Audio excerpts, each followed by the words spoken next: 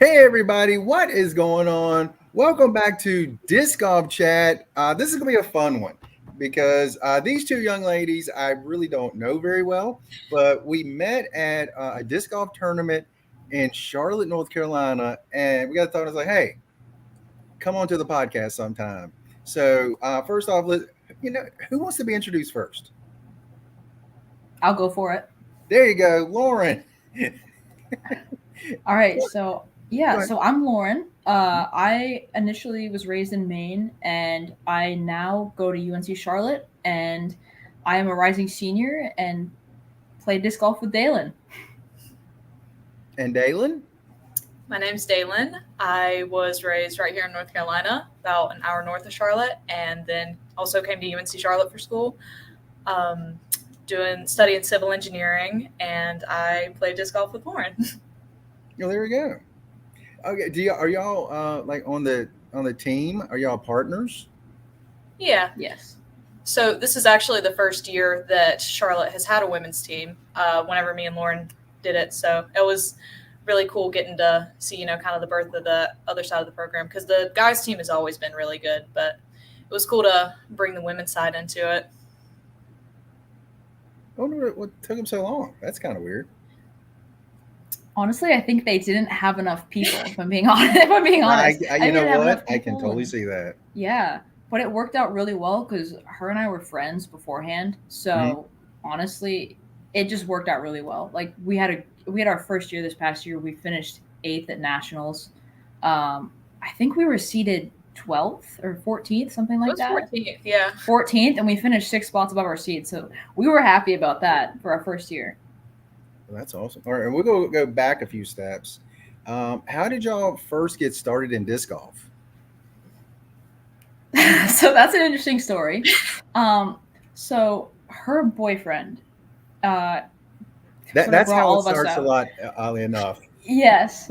Yeah. So her boyfriend was friends with us. Um, he got us into it.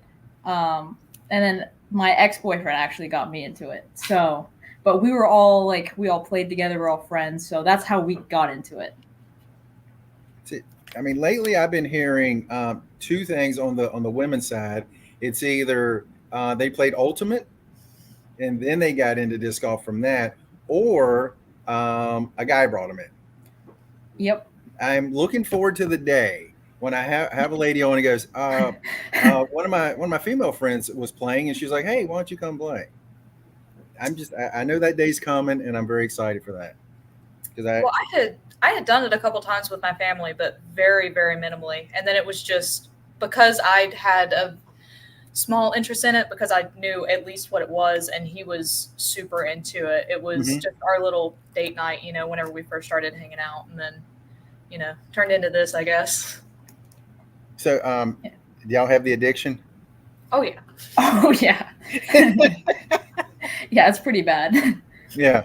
All right. How many discs do y'all have? Probably 40 to 50. And I bought this container. It's like I went to Target and bought this container just so I can keep them in my car. So I have even the stuff that I don't bag, I keep it all in my car. I have a bag, and then a couple, not really too many extras. My dad got into it recently. Like I said, we had went with him initially, and then he got back into it right after nationals. I guess he came and caddied for us one day, and I think after that he got the bug too. So a lot of my old discs I've been giving to him so that he can have a little bit of an easier time starting with it. So I don't have quite as many, but I did kind of the same thing. Me and the same guy that got me started, we went to Lowe's and bought a bunch of PVC pipe and stuff and just made our own little disc rack for all the extras. Oh, so that it nice. wasn't taking up his entire trunk. Nice. I actually bought a shoe rack and started putting mine on them, but unfortunately, it wasn't sturdy enough and it just kind of collapsed. So I got to upgrade that. Yeah, I gotta Um, upgrade from the container in my car. I gotta build a rack like that because it's getting pretty bad. I mean, do y'all just like go on disc hunts, like going to like play it again, or like your local shops or anything? Oh yeah. Yeah, there's a really good place up here in Charlotte. It's Down for Disc Golf is the name of it, with a 4 instead of FOR. But Mhm. I mean, he's got just very nice environment in general, so I enjoy going in there and just hanging out. And obviously, their youth section is really good, but they have a bunch of new stuff as well. So definitely, that's probably my biggest place that I like to go. Dang, I wish I'd known that while I was down there. No, it's a great spot. His name's Daryl too, by the way. He's yeah, got a, must he's be got a, awesome. he's got a great little spot there, and he even has a little bar set up. I've gone there before and done homework to study for finals because he always has a TV as disc golf playing. So it's a nice setup there. So next time you come to Charlotte, you have to go there. That is a definitely good environment. I like that.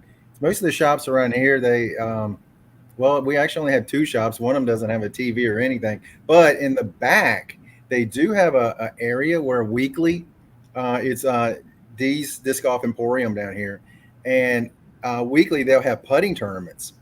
They have, I think, 6 baskets. They have a regular one, then they have the basket just sitting on the ground. Then they have like the skinny basket, and then one up high, and it's really cool. And they have 10, 15, and 25 feet marked off for each basket. I'm like, that's pretty cool for them to do it like that. Huh. We got to do something like that. Our team does weekly putting leagues, Mhm. but we have 2 baskets, and we just have 2 people go out at a time, and we do it based off of score, and we have an ace pot at the end. But we got to do something like make an elevated basket or something like that. Yeah, I mean, it's pretty cool for them to do that. So that way you get to practice, so many different things. Like at Worlds, for example, you had a basket that was like buried. I mean, not bad, but at Nationals, excuse me, at Nationals. Yeah. I mean, tell me about Nationals and the courses in Charlotte that was played for that. There was Yes. there was the basket that was buried in the ground. I guess you saw that one, but there was also one that was like elevated super high, and they had a staircase winding around it to get up to it. That one, I know. Even playing doubles, we took a bogey there, and like we had a birdie look. It was just could not get it into the because everywhere you'd be either directly right underneath it or you were facing where the rail was. So that was. Yeah, I remember when Daelyn went to putt in, and she almost like instinctively, as it came back down, she almost caught it, and she was like, "Oh shoot, and she backed up. Because I've done that before to practice, just like, obviously not during the round, but just get the wrist warmed up and everything, where I'll throw it up to myself, do like a putting motion. So I think in my head, I saw it coming back down. I was like, oh yeah, I just go to catch it now. That's what I always do. I saw Calvin Heimberg. That's what he said. The best way for him to get that putting motion, just kind of flip it up a few times like that. I was like, if he does it, it must be good.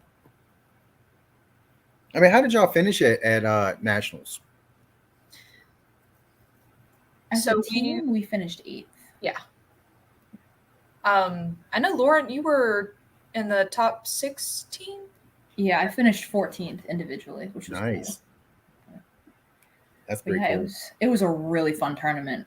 They sent us to it was Rock Hill, Winthrop University, and then there were 2 more courses that I can't remember. Winthrop was just a really memorable one because of those 2 holes, and I think we played 2 or 3 different rounds there.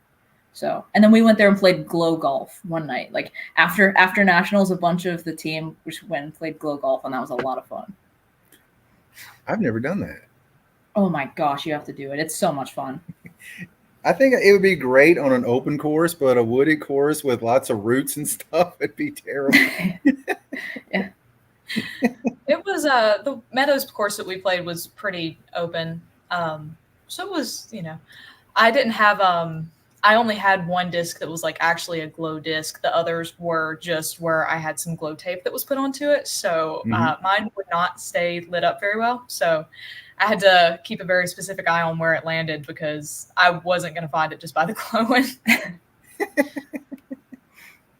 I've got to do that. That sounds so much fun. How did y'all actually get to UNC Charlotte?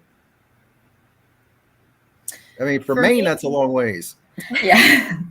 For me, it was a lot simpler of a decision, I'm sure. I I'm in a band, so I needed to be able to get back for shows and stuff. He's based up in Statesville, so still pretty local. It was. I also had a couple colleges that I was looking at going to for cross country, but none of the colleges that I was looking at for athletics had an engineering program. So it was a little bit of vicinity, a little bit of just what had engineering. And I came to Charlotte and I just fell in love with it. For me, it's like I spent 18 years of my life in Maine. I grew up in the middle of nowhere, and I was like, I need to go be in a city. Like, please get me in any city. I need to be in a city. And after 18 years of winters here, I was like, yep, it's time for something warmer. So, but I wanted a good engineering school. I visited Charlotte, loved the campus, and immediately it just clicked. It felt like home. So. Yeah, going to Charlotte, I love going down there. I'm not here in Lynchburg, Virginia, it's a pretty nice place. It really is. But when I go to Charlotte, I'm like, man, this is so good. I love being in the city down there, because to me it's like a middle city. It's like a big city, but it's not a New York or an LA. But it's not like Lynchburg where it's this tiny little cramped city. So yeah, I can totally see falling in love with that place. Yeah, and you asked about the courses. Did you actually get to play any courses when you were down in Charlotte? Oh, I played way too many. Where'd you go? First day I drove down. It took about 3 hours to get there. I played Hornets Nest the first day. Played the short course. Then they have like the 20-hole layout with the A and the B. I didn't play those two because they were having a tennis tournament. And like I said, I've never been there, so I thought that meant that the 2 holes would be right there at the tennis courts. But apparently they're not like right beside it. So I skipped those two, but I played the rest of it. Let's see. Then Saturday, I played Renski. And Sunday, after the tournament, me and Rebecca, we went down to Reedy. Oh, nice. And then Kilbourne on Monday. And then I went ahead and played Veterans. I don't think I've been there. Where is that? It's a really short beginner 9-hole course. Okay. I played that because I was like, I'm really tired, but I can record one more quick round. More content. Of course, if nothing else, right? Yeah. I mean, then the 3-hour drive. So I was like, you know what? It was either that or I was going to stop somewhere probably in Greensboro and play some down there. Some real good courses down there from what I hear. What's y'all's favorite courses in the Charlotte area?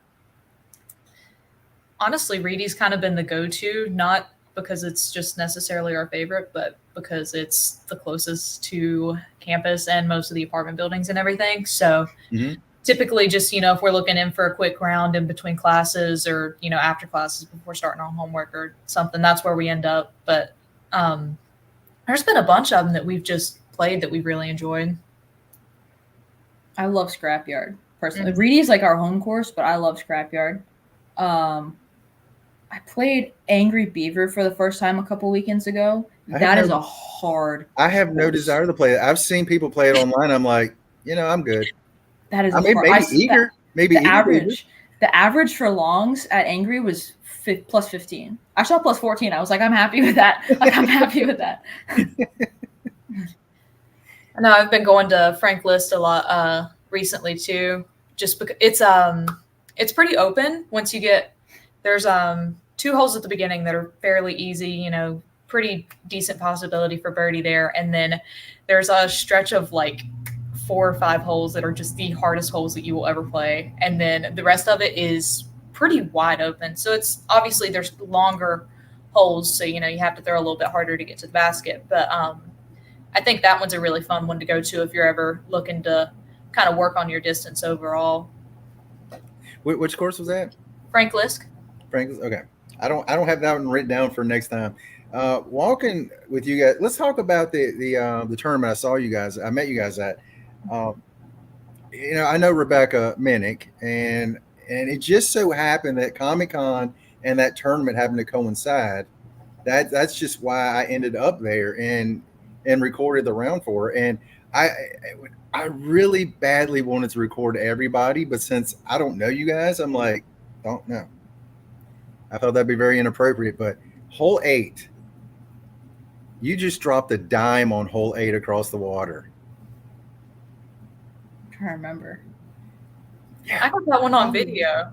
Oh, Actually, yeah. I still haven't sent those yeah. to you. We need to get with you. Yeah. Airdrop to each other. Yeah. It's like No, that. that was- I just when I was walking up to it, I was like, I know this hole. I saw Joseph from another round. He's always throwing aces. I mean, he might be the greatest disc golfer I've ever seen because I only see his aces from him. But and I was walking like, oh my gosh, I want to record everybody. I'm like, I don't know them. I'm not going to do that. I'm just going to hide back here. So, how did you feel about that tournament? That tournament, it felt good. I started playing about 2 years ago, and have just in the past year, I'd say I've just started taking it really seriously. So that was the last tournament that I was going into playing FA1, and after that I went to go FPO. So I was just in there like, you know what? I'm young. I have nothing to lose. Like, this is fun. You always meet new people. It's always fun. And I was happy to have Daelyn there, to be honest. I was just like, all right, like, this is a good time. And we're here on this podcast now. So it worked out, I guess. But, yeah. You got suckered in. Now, I will tell you, when I was there, I was thinking to myself, as I was walking, the first thought was, after hole 2, y'all teed off on hole 3. I looked at Rebecca. I was like, hey, Rebecca, can you tell them who I am? I was like they think I'm like some creep just wandering around video and stuff. Like, can you let them know?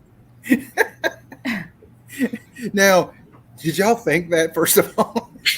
No. At first, I didn't know who you were. To be honest, a day or two before, we were playing around at a tournament, and there was some random guy following us around, and he never explained why. So at first, I did think that. So the second she said that, I was like, oh, thank God. Like, this is not happening again, thank God. I think the stalkers are getting really bold now. They're right there walking with the group with the camera.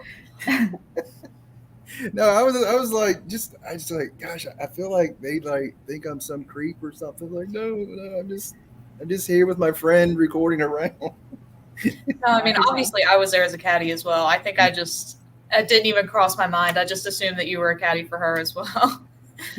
Well, you got to remember, you're not 52 and some old guy. So there's a little difference. I mean, did they do anything about the other guy just kind of wandering around? No. No. He was just there. He was just there. And it was interesting because some of the holes that we were throwing on, he would just like stand right by the basket as we were throwing, and I was like, what's going on here? But no one hit him, so it's okay. Maybe they should have. Maybe they should have. Wow. Okay, wait. All right, you're going FPO now. I mean, are you going Pro Tour FPO, or are you going local still FPO and then working your way up? What's kind of your plan there? Local, and then the goal is like in the next 2 years, try to go pro. So just pushing, like playing like crazy right now. So, but trying not to burn out. I've seen what happens when some of those kids, they start young and then their parents burn them out, and I'm like, I don't want to do that same thing. Yeah. So, see, I look at something I've said about Haley King for a while. There are times she looks like she's so in it, and then there are times she looks like she wants to go back home and play video games. And I love watching Haley play. I'm just like, she's burnt out. What about you, Daelyn? What's kind of your plan there? I don't really have a plan with it, if I'm being completely honest. For me right now, it's something fun for me. It's something active for me. I don't think I'm quite as serious as Lauren is, but I definitely still enjoy doing, at least the college stuff. And I enjoy doing little local tournaments and everything. But I think with everything with the band, it's a little bit harder for me to make those weekend commitments to all those tournaments and everything. So I'm not pursuing the professional level quite as hard. Lauren, you have a caddy. I do. She's my caddy now. Oh, we've already made jokes about doing the van life and following her to all the tournaments. Yeah. But hey, y'all could you could open up for KJ, Kevin Jones. Oh yeah. There you go. Or hold on, wait. Is he doing the van Kevin life? Jones can open up for you. Is he doing the van life? No, he does. He's a DJ. Oh really? Yeah. I didn't know that. Like some of the discs he had come out. Well, he just left MVP. No, was it Prodigy? Well, I know he just went somewhere else, but he had something like the rhythm and stuff like that, kind of named after different musical things. Yeah, I did not know that. Yeah, so he's been doing that for a while. After events, they'll have like a party night, and he'll be DJing a lot of them. Huh. So there you go. Well, now you can perform for all the people in the Disc Golf Pro Tour. Yeah, you can get Rocky down there. What kind of music do you play? It's like a Southern rock type thing. It's pretty fun. That's my kind of music. Oh yeah. I was listening to Metallica right before, so I know that's not Southern rock. That's not Freebird. Well, he does. We do all original music as well. So I mean, we'll do a couple covers at shows every now and then, but like we all write all of our own music and everything. So nice. It's kind of bordering on its own genre, sometimes. So are you lead singer? Are you instruments, or what do you go there? I'm not. I do harmony vocals and small percussion stuff, and then I'll play bass with them sometimes. But the guy that, whenever we have the full band, the guy that plays bass with us is absolutely phenomenal. So I'm not even gonna, think about doing it with the full band. But yeah. Hey, as you keep going, you learn more, and then one day, you're lead. Okay, a few questions here. Caddy or no caddy?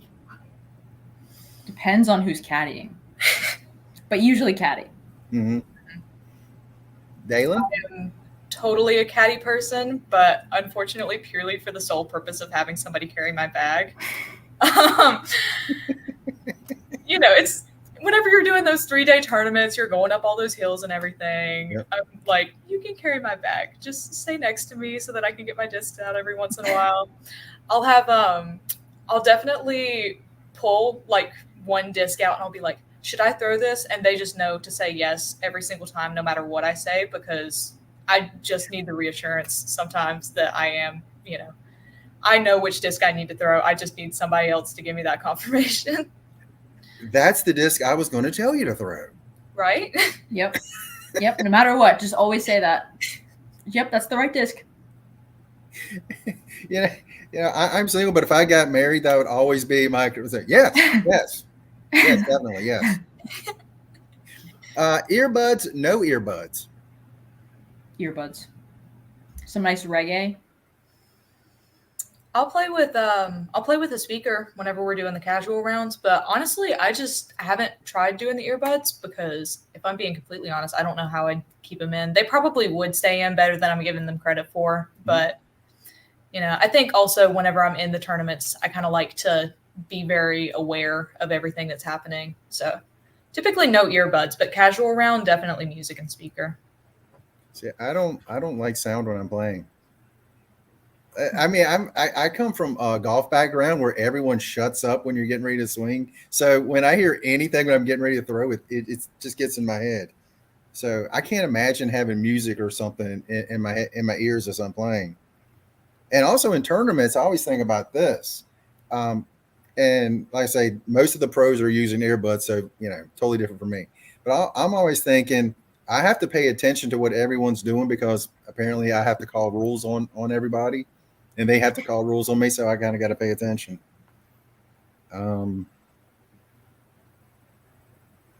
Let's see, where was that at? You said reggae for that. That's pretty cool. Favorite discs? The Berg. That's my favorite. It's iconic. The Berg. I've never thrown one. You have to. It is like an approach disc. There was one tournament that I played about a month ago that I shot a 920 rated round, and I teed off with a Berg on almost every hole. and Oh, it wow. was just like parked every time. But I was like, I'm not touching anything else. Like, this berg is my good luck charm. So, All right. So it had to be a short course. yes, it was a very short, very technical course. Okay. Because I was like, well, they don't go very far, but No, they don't. But whatever line you put them on, they will Yep. stay on that line. Yep. I saw the guys from Foundation. They did a video on the berg. It's like, put a little bit of hyzer. It's just going to hug that line. Little Annie's going to hug it. Throw it straight. It's just going to go and just drop. I was like, Yep. There you go. Daelyn, what about you? I'll do pretty much anything discraft. Boo. Oh, sorry. I'll Slipped out. Torch is one of my go-tos just for anything that's relatively straight and then kind of curves off a bit at the end. I had a pink Avenger SS that I loved. And we went down for nationals a day early to practice one of the courses that we were going to be playing for the teams round. And we got to hole 18 and it went straight into the water. Oh, no. So I had to get somebody to give me a replacement for it before we went back down the next day, and the replacement ended up working 10 times better than the pink one would work for me anyway. So it totally worked out. But yeah, anything discraft pretty much. Was that at Winthrop? The course that I lost it at was Camp Canaan. Okay. Because I was thinking Winthrop was that one where that big hill on the side you go down, which I want to go down to that tournament. The U.S. Disc Golf Championship and the Throw Pink. Definitely want to go down to that. Favorite courses? Besides Charlotte, probably up here in Maine, Sabatis Disc Golf is amazing. It's like my home course. But down in Charlotte, Scrapyard, Reedy. Honestly, I did really enjoy the Camp Canaan course. I thought that the scenery around it was just absolutely gorgeous. I mean, you're on this massive lake, and it's just I know you got out to this one hole, and like me and Lauren were both just absolutely gorgeous out there. Definitely up in Wilkesboro, it's Rolling Pines is that's kind of where I got started with it. One of the first places that I went to play, so that's always held a little bit of a special place in my heart for that, but I think it's also just all around a really nice course. That's awesome. If you could pick a foursome to play with, your dream foursome, MPO, FPO, friends, who would that dream be? Like me, like the two of us and two other people. No, you and three other people. Okay. I mean, you know what? I would put Daelyn in there.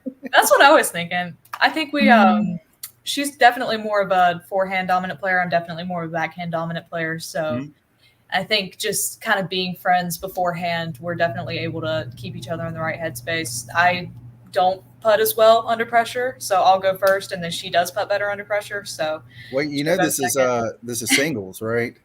Oh, this is singles. Yes, it's a foursome. It's not best shot. Honestly, I'd still pick Daelyn. Yeah. And I honestly say the NC State girls, they're awesome. Every single time we're on a card with them, double, singles, whatever, we just laugh the entire time. It's a lot of fun. So I would, as boring as that is, I would just say honestly the NC State girls. It's not boring at all. If I'm like this, what you like is awesome. I mean, I'm one of those people that you don't have to like what I like. I don't have to like what you like, but you know what? I can respect it. I have a lot of respect for that. People, people and people you like, and that to me is cool. And Daelyn, who else you got? You got two more people because Lauren is one of them. I always really enjoyed playing with the Toccoa Fall girls and the Chapel Hill girls as well. I honestly, any of those girls getting on a card together, it was just, I mean, college disc golf in general was just so much fun, but it was always so nice getting out to tournaments and, being on a card with somebody that you kind of knew, and just good vibes all around. Nice. I mean, I'm picking pro players. I like Paul McBeth and Paige Pierce and Kristen I feel like Tatar. I made you nervous though. You know, I'd want Yeah, to. I'd be a little I'd scared. be too nervous. Yeah, I I mean, but wouldn't that's know my what to tell you. dream to be on a card with them. I mean, I'm like the whole time I'm playing, I'm picking their brain the whole time. I'm watching this. I'm like, I'm watching greatness as they're watching me throw it into the trees. It's gonna be a 6-hour round. Let's see. What's a course you haven't played that you want to play? Maple Hill. That was Immediately, Maple Hill. Yep. I cannot remember the name of it, but the one that's in Marion that they did nationals at the year before. I've heard so many good things about that course, but I just have not been able to make it down there yet. North Cove. Yeah, that one. Oh, that's actually one of my favorite courses. Yeah, that's one of my favorite courses. That's you do awesome. get to go down to that one. Yeah, it's awesome. Y'all got to do a ride then. We've been talking about it. It's just trying to get the time together. Yeah. And as you get older, time gets shorter. Lauren, how old are you? 22. Well, you're too old to be a pro now. I mean, Emily just won and she's 18. Yeah. There's some really young kids in there. Yeah, So. I mean, she's 18. Ellie Azra is 17. I'm like, what the world? Mm-hmm. It's That's crazy. Insane. There's a kid here in Maine, Miles Sayer, I think his name is. He's 15. He's going to be on the tour soon. He is so good, and it's 15-year-old out there just absolutely shredding, and I'm like, oh my god, it humbles me so fast. I'm like, wow. Yeah, I will tell you, watching you play, I was just, I mean, well, not just you, but the four ladies on the card when I was down there watching, I was like, y'all are so good. Y'all are so good. And the one lady, I felt so bad. You just tell. I mean, as I was watching, I was like, she's really good. She's just having a really bad day. And it was hole, because I just watched the video before. It was, I think it was hole 14 at Scrapyard. It's a downhill. It turns to the left and kind of slowly goes uphill a little bit. But you threw a great shot on that, and she threw a great shot on that. And I was like, wow, that is beautiful to watch. They said it wasn't a forehand hole, but we made it a forehand hole. Oh, I throw a big Anheuser forehand. I love doing that with my St. Pro. That's my forehand go-to. Love that shot. It's the crave. I bag like 3 or 4 craves. It's always a crave. Yeah, one of my best friends. He picked up the MVP Gyropalooza last year. He's basically been MVP ever since. Loves them. Can't throw a time lapse though. Oh gosh, I've tried. I can't throw a time lapse. It's just so. I mean, it's just, you got to have an arm speed. I don't have that. How far do y'all throw?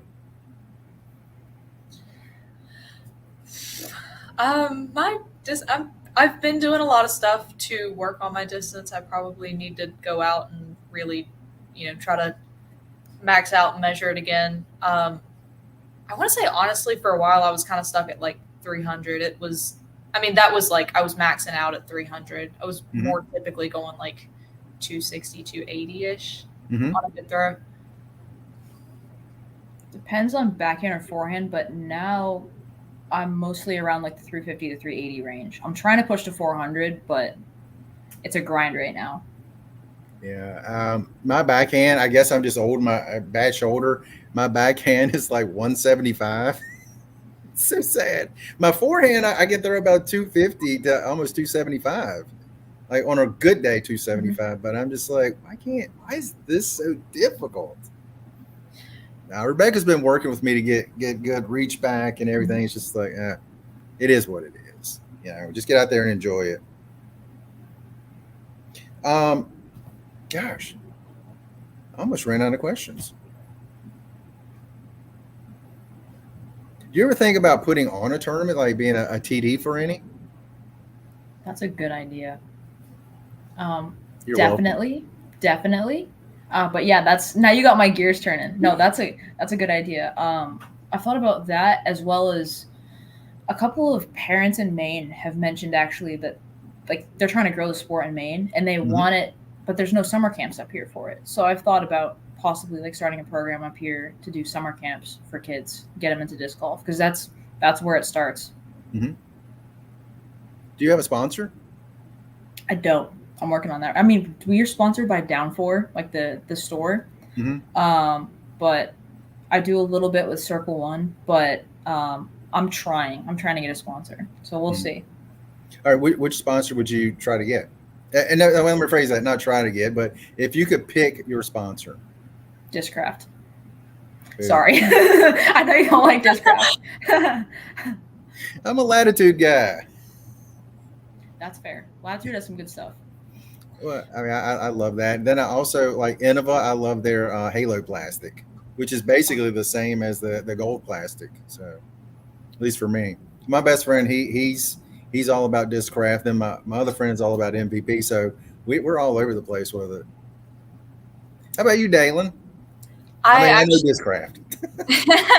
Well, I actually have a little bit of a sponsorship with Upper Park Disc Golf right now. Nice. So I have a code with them if you guys do need any products. It is, little shameless plug here, it is the same code as my Instagram name, but it's also, I think there's a link for it up on my Instagram. So I have a little something with them. Done a little bit of stuff with Bucked Up. And then obviously if I could have like a dream actual disc sponsor, it would be Discraft again, probably. What about UNCC? Did they do much to help y'all outside of the disc golf? I mean, Because what I'm really asking is, if you decided to do a camp, would anybody actually help out, like giving y'all some discs and stuff like that to kind of start things? I think there would definitely be some. I'm sure Daryl would help out a little bit, you know, if there was something like that going on. Well, I'm busy that weekend, but normally. Well, down for disc golf, sorry. My bad. I think there's a lot of people on the team that would probably help with organizing it and stuff, and they would, you know, help in whatever way they could. But yeah, because I was one of my friends, Brooke. She just started doing a weekly women's only league. I mean, it started out with just a couple. I think there's like about 8 or 9 that are kind of off and on in it, which I think is always great. That's one thing I want to do, but obviously I'm a guy, so therefore I can't do it. Yeah, I mean, I literally thought about starting a women's league, and then I thought, if I'm there and they just see some dude standing on the first tee to welcome everybody, it's like, no, you can't do that. So I was wondering if y'all thought about doing something like that, just having like a women's only thing, or like Lauren. I mean, I think that's an even better idea, is have the kids thing and starting that. I think those are great ideas. Yep, I know that there's some camps in Charlotte, but there's nothing up north. There's nothing. Yeah. So why not? Yeah, I mean, I figured like Lynchburg, there's not much here, but I mean, like that where. I mean, you're with Vermont, they have good tournaments, but I don't think I've ever heard of one in Maine. There's actually a big one next weekend, the Circle One Maine Classic. But nice. the Maine State Championship is in the fall. There's like a $30,000 pot there, I think. I know that there's like 4 or 5 touring pros that are coming to that. So nice. That's a pretty big one. But all right. Well, who's gonna finish second to you? I know. I'm trying to get. What'd you say? Are you going to try to go back for that one? I'm going to try, if the flights are not like $700. Or car rental. I could drive. I mean, I usually do the drive. It's like 17 hours. But it's fun. Bad, really. It's fun. It's fun. Yeah. I mean, I think it'd be fun if you have somebody with you. I think that's fun. I drove the 3.5 hours down there by myself. I love it. I love that time alone, just in the car, just me having a merry old time. But some people are bored to tears, and they need someone to be with. No, I love it. I go through so many podcasts, so much music. I love it. Well, thank you for listening to them. I knew someone was. She's like, I haven't been physically with her on the drive ever, but there was one time I was trying to make sweet tea. That's another long story. My water filtration system is so slow, but we were on the phone together for like an hour and a half at minimum, right? It I was think it was like 3 hours. It was like a I 3 hour think it was call. like 3 hours. Yeah. I was sitting there for like an hour out of this 3 hour long conversation just trying to make sweet tea. And she'd be like, oh, so what are you up to? I'm like, I am still waiting on this sweet tea. I always find it funny. It's like if you hear some of the conversations you have with a friend, but it was someone else having that conversation, you'd be like, they're crazy. Yeah. Like me and my friends, we have the dumbest conversations, but we're like, man, those are great.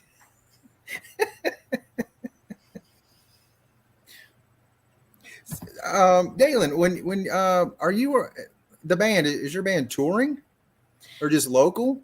Yeah, so we don't have like a super consistent tour schedule. I mean, we're not like doing a whole tour around America or whatever. Well, But get we in just the van.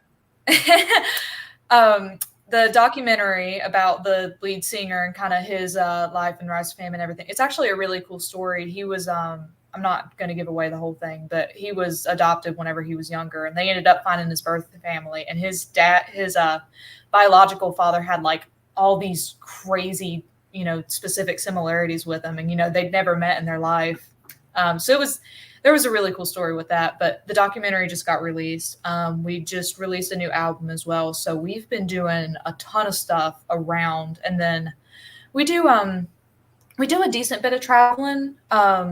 A lot of times the traveling ends up happening more so in the colder months, because in summer we do have so many more consistent things just around Statesville and Charlotte and all that. But ironically enough, our two biggest places that we go to most consistently are Minnesota and Florida, which are like teetotal opposites, right? Yeah. So we definitely kind of tour, but not like, in the sense of getting in a van and going around America. Hey, you know what? In the future. But Yeah, you won't be in a definitely. van. You'll be in like one of those big Winnebagos. Definitely, if it takes off, I think it'd be super cool. I know there's I have done it a little bit. There's been one or two shows where I've either went before sound check or went between or went after the show and just played whatever course was closest. So. See, that's awesome.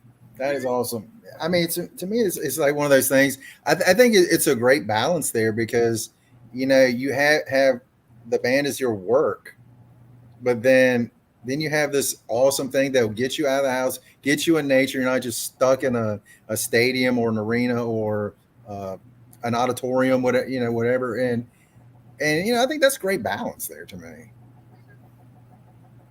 What's your favorite thing about disc golf that does not involve actual throwing of the discs? I honestly just enjoy the chance to, be out with friends and stuff. I mean, obviously it's been just super, super cool being able to meet all these different people through, we were talking about the girls that we met through the college disc golf, but even just hanging out with friends from Charlotte and everything, I think that's my favorite part. Just getting out with people. Mm-hmm. Yeah, definitely. Just being out in nature and the community is amazing. Like I played a lot of sports, but this is the first sport I've played where I genuinely love the community, and like I would say 99% of the community I've met is incredible, like hands down. Yeah. So I mean, for me, it's two things. It's one, the community, 100%.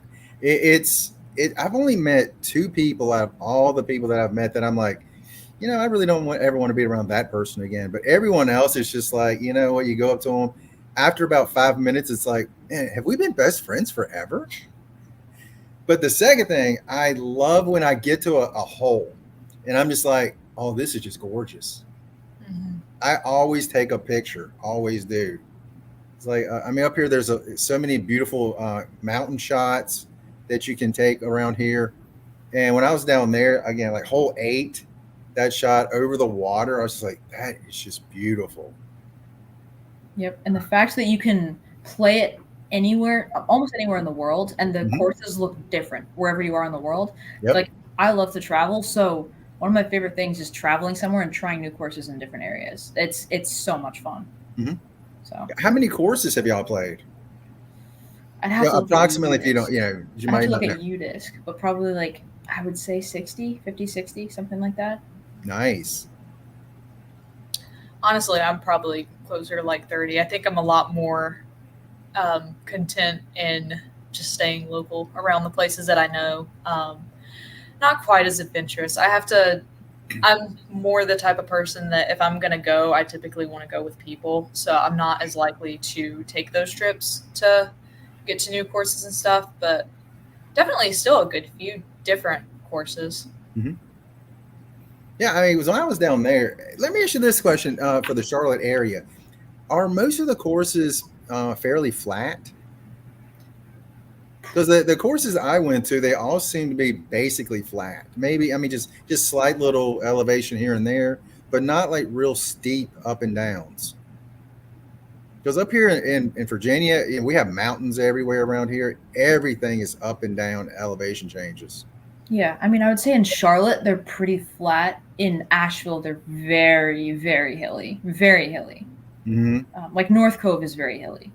Yeah, I've heard about that. Yeah. Was it 2 courses there? Is it Boulder course and something else? Yeah, I can't remember the other one, but I know Boulder. Mm-hmm. Have y'all been up to Burlington? Yes, that course. We played a tournament there. That was a very long tournament. That was like 2 rounds. The regulator? Or we played the regulator, and then we played. Oh. Yeah, that's why that was my reaction. It took me a second to remember which one you were talking about. Oh my goodness. Because I know there's 3 courses on that property. Oh yeah. It's a beefcake of a course. I remember it was super long, and I remember there were goats at one point. That is, and the rest, I'm just like, nope, we blacked that out. Oh no, I know there was one hole. I think it was hole 17, but we started on 18, so it was our last hole that we played, Mm-hmm. and we were like, Is that the water hole? Downhill water? Mm-hmm. I want to say we were maybe in contention for winning it, or we were like, it was a difference of strokes between, what place we got, but we both threw over the water and we both got onto the island, and we were so happy. But if you've, the way that they had it set up for that tournament, they had, like an inbounds area within the island that was like, essentially a circle putting thing. Like for how far you had to get to the island, it wasn't a very large area. Yeah. So we were, oh my gosh, we were devastated because we made it across. We were just happy that we didn't get our discs in the water, because we thought that we could just pitch up from there, and we still had to take the OB stroke. Yep, one of our friends was there caddying for us. He was like, all right, just put it over here. And like we both threw it, and then I was like, oh, we're good. And I turned around, and he's like, there's OB over there. I forgot to tell you. And I was just like, no. Where was that at on that hole? Was that off to the left? To the left. I think it was you had to get it within circle 1 or circle 2. Yeah. It was something crazy like that. Yeah, because I went to the U.S. Women's, and gosh, what hole was it? 6? No. Like hole 11 or 12, something like that, is coming back and then goes across the water and up the hill to the other side. So I guess they had that area split between the two, I guess. Is that one the par 4 that you're talking about, where you have to kind of pitch up to the lake? Yeah, you pitch up just short of the water, and then you go across and up to a little hill. Yeah, I think all of us on our card ended up opting to take the drop zone, because it was like, since it was a par 4, you could only have one person tee off before you opted to take the drop zone, or it was something weird. But all of us on the card ended up opting to take the drop zone, and then we got over to where it should have been, and none of us could find it. And we searched for a good we found something that we thought was it. I'm not sure if we even ended up finding the official thing, but it was, all of us ended up shooting because of where the drop zone was placed. We would have been better off to just attempt to throw it across and, maybe get OB on it. So that hole was a little rough for us. Yeah. See, that week we walked 4 rounds with the women playing, and then the fifth day, it was a Monday. We were going to play, and I think I played the first 7 holes. I was exhausted, so I was like, you know what, tapping out. So I definitely want to go back and play that course again. I really liked it though. Really liked it. It was fun. We played that, and then I can't remember the name of the other course that's there that's really open. But we played for college disc golf. There was a tournament there, and we played. I think we played the open course twice, if Yeah. I'm not wrong. And then we One played was regulator singles, once. and one of them was singles, and then we went back and played it doubles, I think. Mm-hmm. Because there's a little road there. If you go to one side, it's the regulator. You go to the other side, right on that corner almost is a tee pad, and it looks like I didn't measure it, but it looks like it's probably about 180, 200, something like that. And the pin is between 2 trees. Mm-hmm. But I think there's a third course on that property as well. So I definitely want to get back and play that. It's so much fun. It was gorgeous. I would love to play like not in a tournament setting. I would love to play that course. Yeah, I mean, I am definitely going to get back up there because I want to go to Burlington, play that course. I want to go, like I say, Winston-Salem. There's some courses. Y'all ever plan on coming up this way and playing New London? So I did play New London, but I played like the first 7 holes, and because this is back when I was like 700 rated, and after 7 holes, I think I was like plus 30, and I was like, you know what? I'm calling it a day right there. Like that's enough. The back nine's easier. Are you serious? It actually is. I should have played the back 9. I should have played the back 9. I mean, wait, at that time, was it just longs at that time? I think so. Okay. Well, they added shorts, but getting ready for Worlds, the FPO and NPO will be playing on some of the same holes, so they got rid of some of the shorts, but they'll be putting those back in later. So I'm going to record a round out there. It ain't pretty. It was not pretty when I played. I don't usually get angry. I was angry that day. I was angry that day. Yeah, I was telling people, I was like, the first 11 holes, you can basically say right side is OB because they have like a conservation area, except for hole 4. Right side is OB on all those holes. And left side, it's not OB, but it's natural OB. If you get over there, it's no good. Yep. I went up to Lynchburg and went there, and then there were a couple other courses that I went to. I can't remember the names of them. In the Lynchburg, not Richmond, Lynchburg. What's the other city near there? Town near there? You got Lynchburg, Bedford, Roanoke. Roanoke. I went to Roanoke too. Went to some courses there, and there was you went a whole hour away. Yeah, it was like a little trip that I did, so it was a lot of fun. Well, if you come back, let me know. We'll definitely get in the rounds. I need to get kick some of my friends to the curb. Honestly, I'll be driving back up at some point when I come back from college, so I'll definitely do that. I'll hit you up. Definitely mess with me. That'd be a lot of fun. And yeah. So what are you rated now? 9, 8 something. 834, but it's pushing right now. Well, here's the thing. I'm like 770, so I don't mind. My best on New London longs, 56 over. Yeah, that's probably going to be what I shoot. It's a hard course. Wait, it might be 58 over. I can't remember. Shorts, on the other hand, on the shorts, it was 26 over. Such an easy course. So if I get back down that way, I'll definitely message y'all, see if y'all want to get in around sometime. Well, I mean, Lauren, you're not going to be there for a little while. I'll be there no, I'm in Maine. I actually leave Maine. I'm going back to Charlotte tomorrow. So really? Yeah, I'm just here visiting family for the long weekend. So. Oh, I figured you'd be there until school began. Nope. I'm in Charlotte this summer. Oh, so if you get back down, let me know. Well, I doubt I'll make it all the way down to Charlotte anytime soon, but maybe Burlington or Greensboro or something sometime. If y'all up for that, let me know. Yeah, like the halfway point. Yeah, absolutely. And I'll let y'all. Yeah, Like I did Rebecca, I let her win. Oh, good. No one's watching, so Rebecca will never know I said that. So where's your next spot that you're trying to go to for disc golf? Outside of Lynchburg? Just in general, like I know you'd like to take little trips. Like where's the next place that you want to go? Yeah, it's that North Carolina trip. Okay. To Greensboro. Once I have a friend that lives in Greensboro, and he said that I know him and his family are going on vacation one weekend, but when they get back from that, I can just go up there and hang out with them.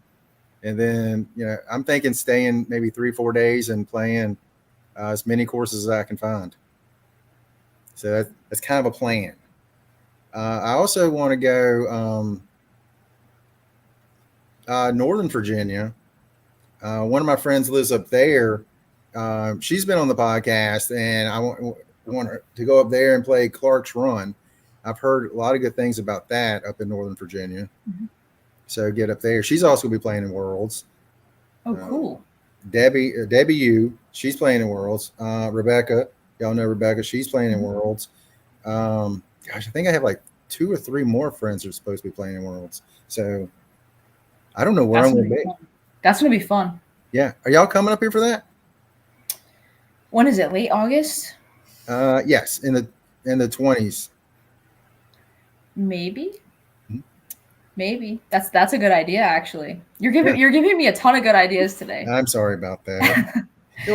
My ideas always cost people money.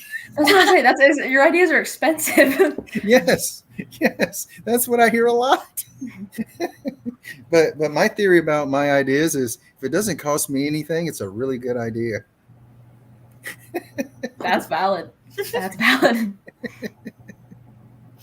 All right, future for disc golf for both of you. Where do you see yourselves in, say, 5 years? Hopefully in a van on the Pro Tour. That'd be cool. Or you have one of those $1 million contracts and flying around like Simon. Yep. that I wouldn't complain. Yeah. Daelyn.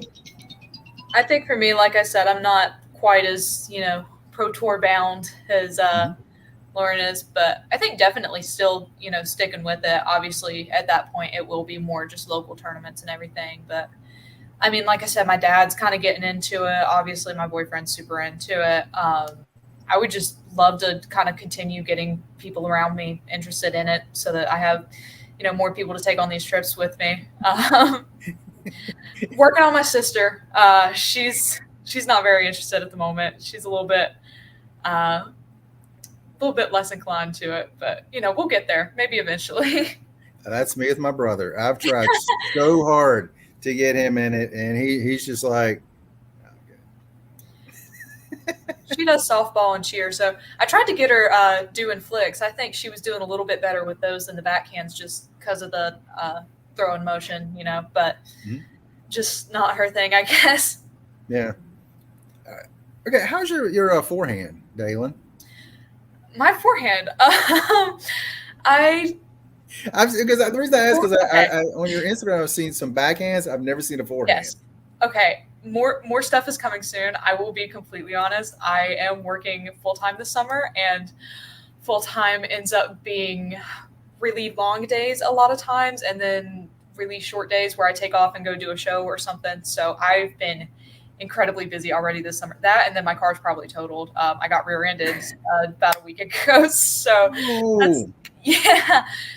there's more stuff coming. I have been working on the forehands quite a bit. Obviously, it's still not, super, super functional. I threw one forehand at Nationals. It got in the fairway. We still took Lauren's shot, but it's in the fairway. So it was, she was able to go a little bit more confidently because I was at least safe. But it's getting there. It'll be there soon. And hopefully I'll be able to get more stuff up on the Instagram before too much longer. I have the videos. I just haven't, went through and edited them and put them together and all that stuff. So hopefully soon. But the forehand is a work in progress. It's getting there. I think it'll be there soon. You threw a forehand on the hardest hole at Nationals. So don't downplay that. It was that one at Winthrop Meadows that was like the complete tunnel. I don't know if you saw that, Daryl. The tunnel of trees that they just like carved a hole in. She was like, "Yep, let me throw a forehand here." And I was like, "Okay." Well, no, there was. Georgia? I went through at Meadows. I think it was 14, 15. It was. That sounds about Yeah. right. Yeah, It was in the middle of the background. Yeah. Wow. No, there was that one, but then there was also the one at it wasn't Camp Canyon. It wasn't Camp Canyon. It was the other one that we played, Westminster.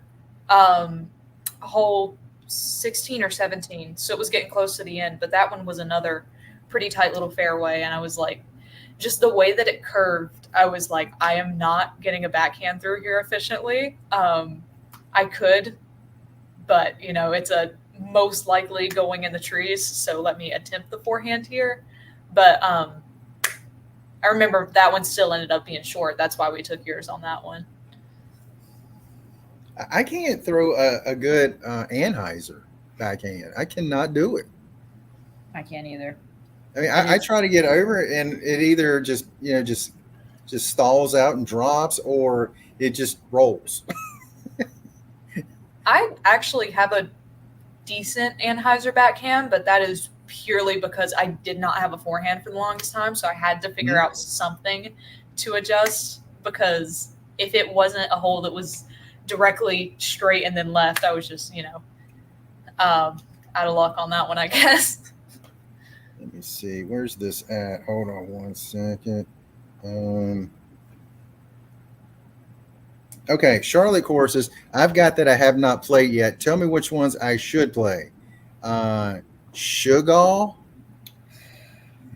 I'm probably mispronouncing it. It's not a bad course. They just redid it. Mm-hmm. But I usually go with people. I've had a run-in with a homeless person almost every time I've been there.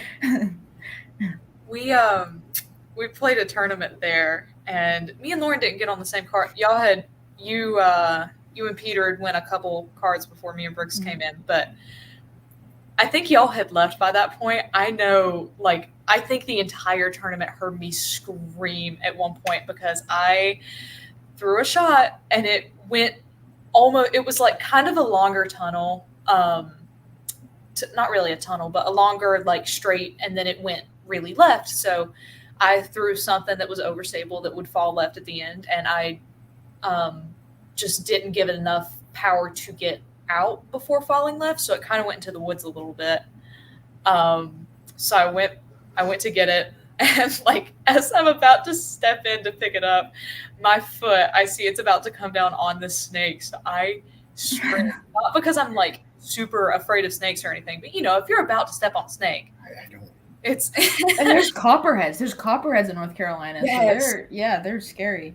So I guess because they had just redone the course, they must have dug up all this, dug up wherever he was staying, and he was just chilling out there. So there were guys the guys that were on the card behind us were coming up and kind of checking it out and seeing. And I was like, it's all right. There was a snake there. It's been chased off. I just really overreacted, but you're fine.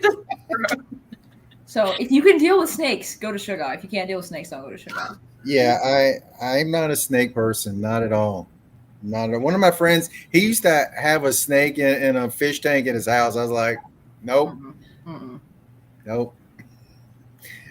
Wing It. Wing It's fun. Mm-hmm. Wing It's a lot of fun. So get rid of. I'm probably mispronouncing Sugal anyway. So. No, that's how you pronounce it, actually. Yeah.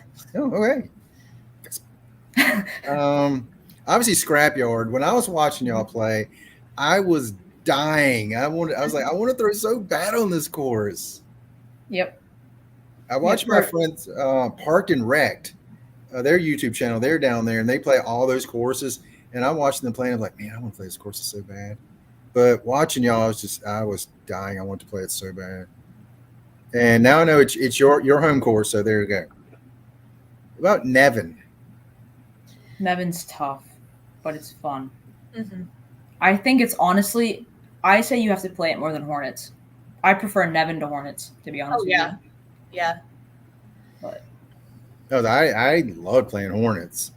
The only thing I didn't like is, they actually did have the basket on the island on hole 2. And me being an idiot, I just assumed I couldn't play it because I see everyone else playing the hole off to the left. It's like, why didn't I throw it? It's on the island. Yeah.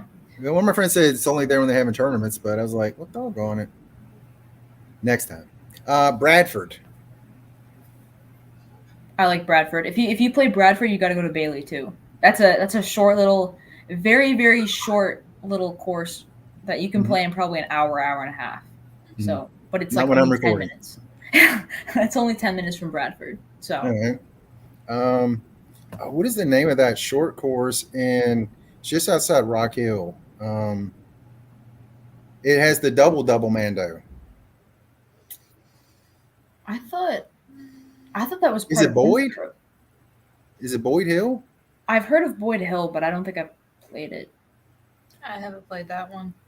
Well, off the tee pad, I can't remember how far it is. It's not very far. It's like 20 feet or something. They have 2 trees, and then like another like 50 feet. There's 2 more trees. It's a double Mando. I want to play just for that one hole. Oh my gosh. I know I got no chance, but that's not the point. Have y'all gone up to Greensboro and played very much? Just the one in Burlington, the Regulator. I think was the closest, really. There, and then I played a doubles tournament at a course in Greensboro. I can't remember the name of it though. It's some sort of some sort of fields. I can't remember. All right, there's one I really want to go to. It's called Keeley Park. Okay. I'm gonna, because you won't be able to see it on here, so I'm going to send you this picture, and this is hole 1. I don't know. I don't know if I'll you got check. your phone. Yeah, I can check. Let's see. I'm just like, why would you do that? Oh my gosh. Oh my gosh. Oh wow. That was like hole 14. Let's see if I can show it here. That was like hole 14 at Nationals, but that's like 3 times longer. Yeah. Because when I saw that, I was just like, give me a couple warm-up holes before you throw that in there. That's hole 1? Yes. Oh my goodness. You get out the car, that's what you get to look forward to. Oh my A gosh. bamboo forest that you could barely drive a truck through. Wow. Let me see the actual distance on that. But I was just, it makes me laugh every time I see it. Yeah, I gotta look at that again. Make sure I see. 250 on the shorts. Yeah, that's a 250 tunnel or like 200 feet tunnel. Yeah, and the basket is basically like 5 feet outside of the tunnel. Oh my gosh.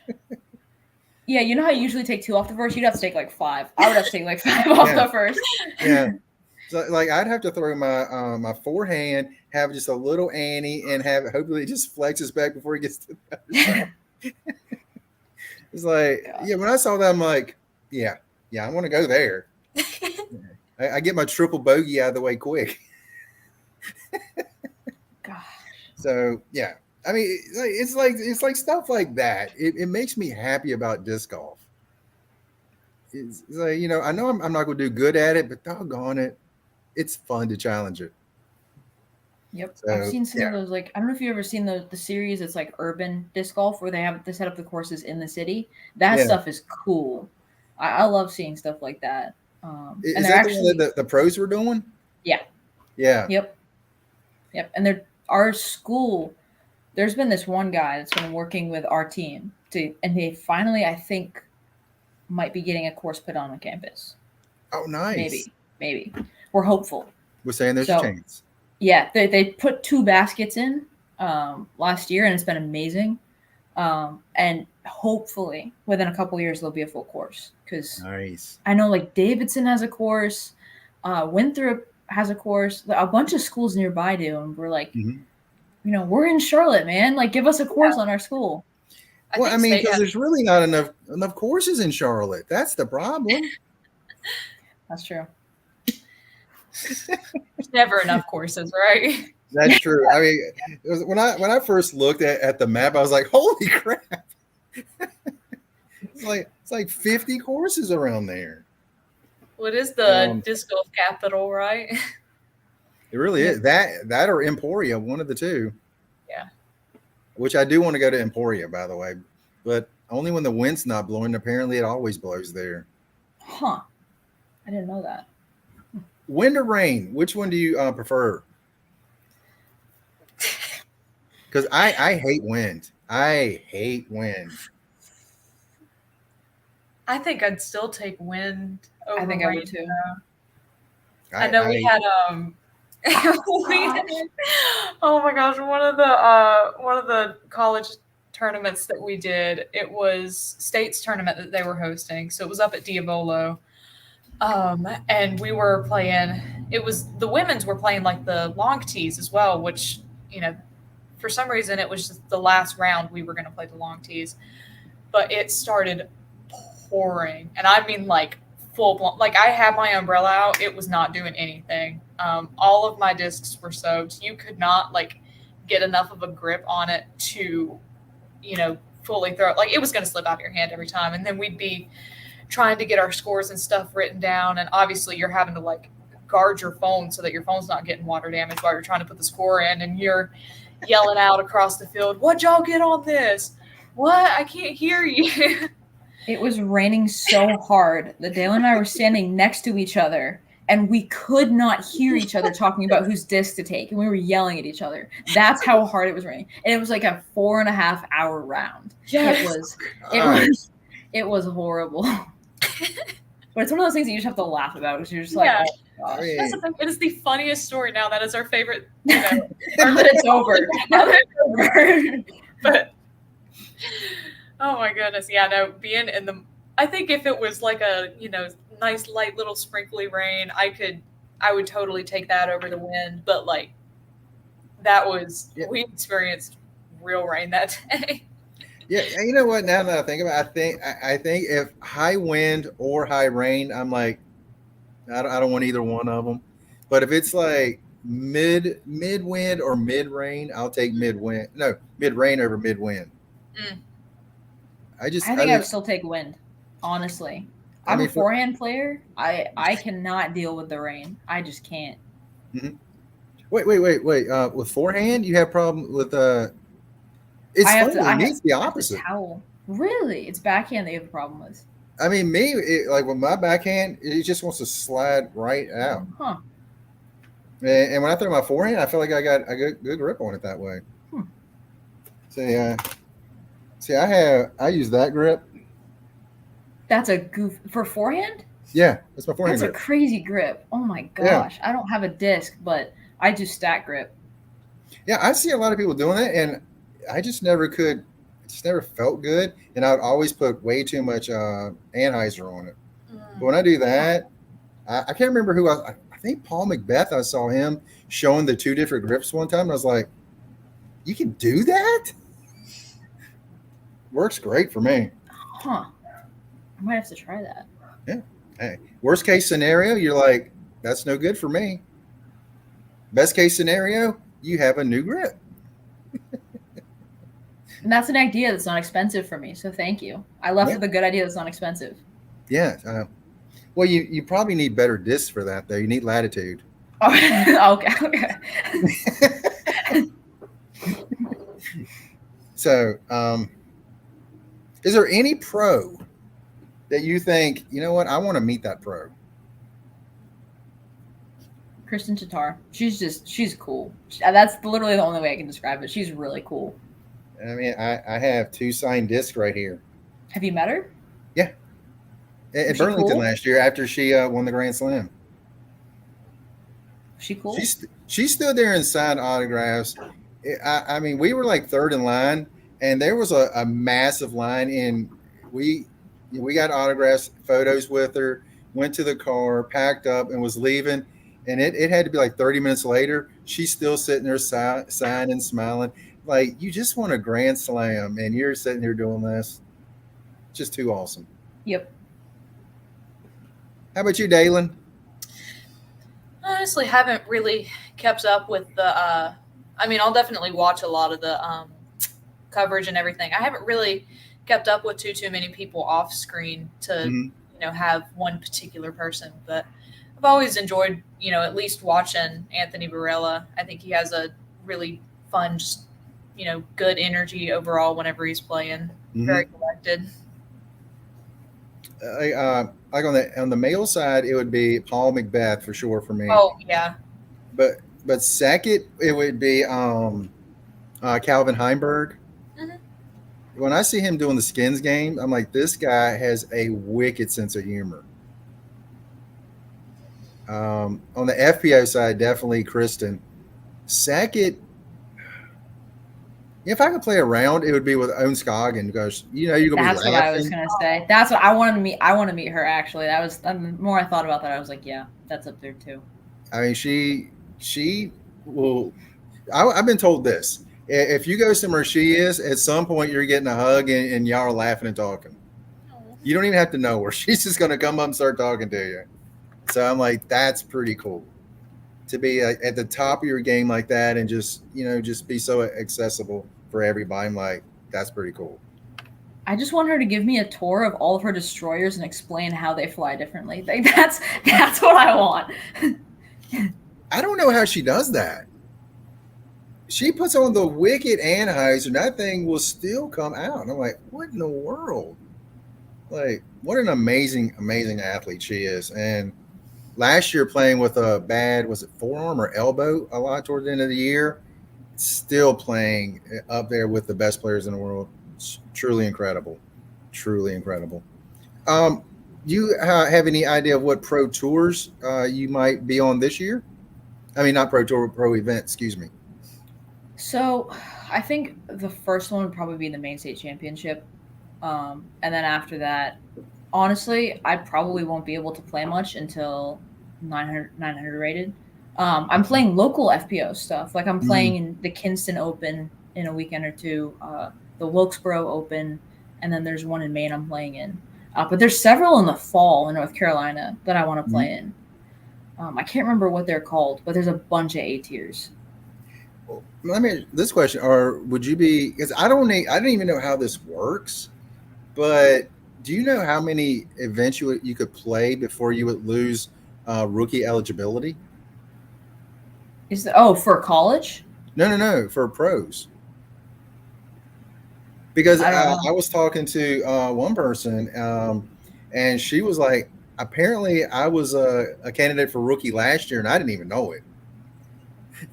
For rookie of the year, and I was like, really? I mean, I thought you kind of had to declare this is my rookie year. I'm going pro now, but apparently, I don't know if it's a certain number of events or what. I feel like that's interesting. I feel like you have to play maybe DGPT for like actual pro events, but I don't know. I have to look into that. That's interesting. I was talking to Chelsea Howes, and she said she finished third in rookie of the year in 2021, I think it was.